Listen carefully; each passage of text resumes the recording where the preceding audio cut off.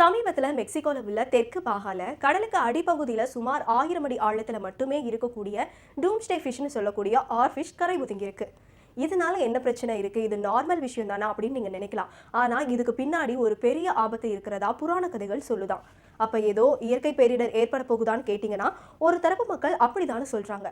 பேரழிவு, இயற்கை பேரிடர் வரக்கூடிய சமயத்துல மட்டுமே இந்த டூம்ஸ்டே ஃபிஷ் கரை ஒதுங்கும்னு ஜப்பானிய புராண கதைகள் சொல்லுது.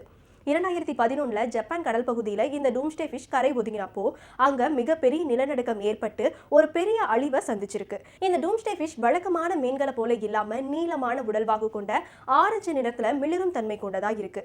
இது கடலுக்கு மேல் பகுதியிலேயோ இல்ல கரை பகுதியிலேயோ இருக்க வாய்ப்பில்லையா.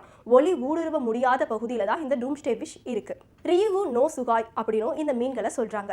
ஜப்பானிய புராண கதைகளோட படி இந்த மீன்களை கடவுளின் தூதர் அப்படின்னு சொல்றாங்க. கடலின் தன்மை மாறுறதுனால, அதாவது எல்னினோ லானினோ சொல்லக்கூடிய கடல்ல ஏற்படக்கூடிய மாற்றங்கள்னால தான் இந்த வகை மீன்கள் அதிக அளவுல வெளியில தென்படுது.